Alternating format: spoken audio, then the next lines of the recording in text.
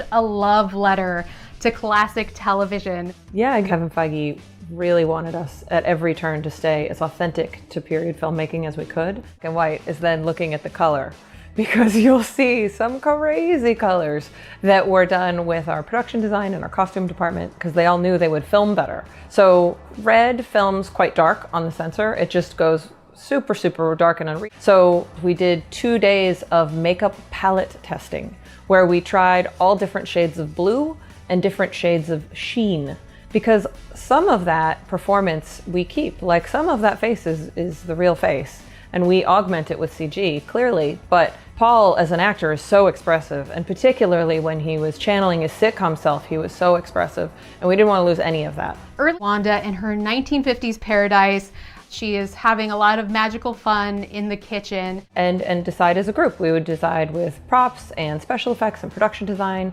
We need the actors to be able to see that thing practically moving through space, or did it just appear? This one thing would be great on wires, because there's no way you're going to be able to cheat the effect of a puppeteer, like bobbling an item through, recreate the hand of an old school puppeteer working on wires. It's close, the puppeteers are things from the ceiling. We did them from the floor. And then how do you rig that? And it's like, oh, well, you put a wire from one side of the living room through the set window and then have someone pull it across. Take all of our in-camera elements, all of the pieces with puppeteered wires still in them, and then get to work at removing all of those wires and rods and everything else with colors that are CG friendly for black and white. And we'll lay them out in the scene, do animation that we didn't want anything too smooth, because then we would give up the gag with everything that was done with wires.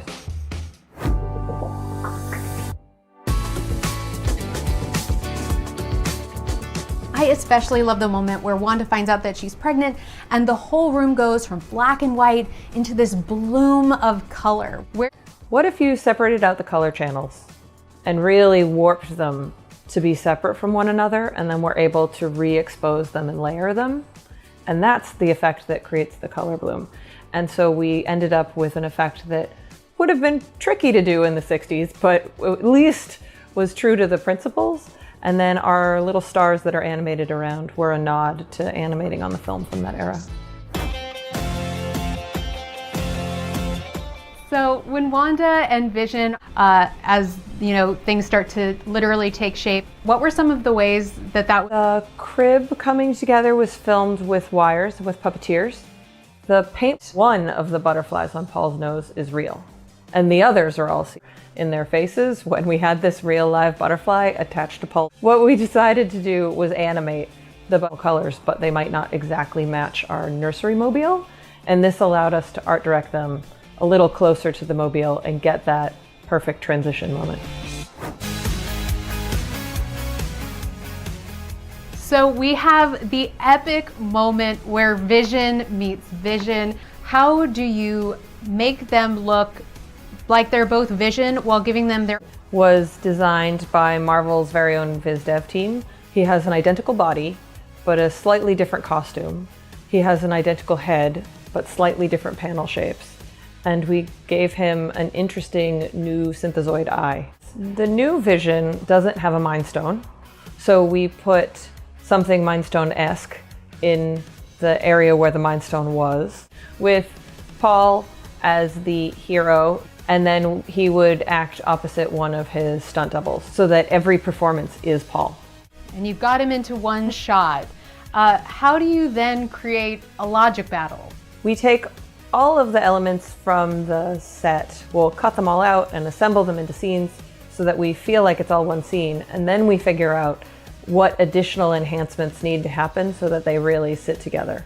Does it mean a little bit of set extension or some atmosphere, or tracking one vision into the other's original photography so that they share a camera move? Whatever we need to do to make them both feel like they're really, because we needed to hang them quite high and this little library didn't really want us. And we went back to our stage and built 3/4 of it for real so that we could practically hang and spin them on a second floor so that we could get the shots from down below of them talking and spinning, and so we could get some shots drifting with them as they're on the second floor.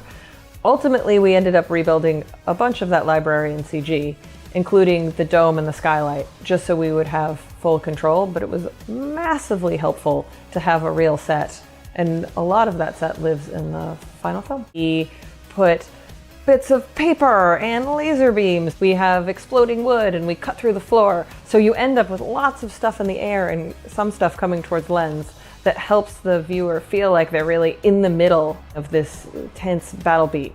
Has been working with the director and the studio in the new character development. Every time someone else is introduced. Be sure to watch Marvel Studios' WandaVision, now streaming all episodes on Disneyplus.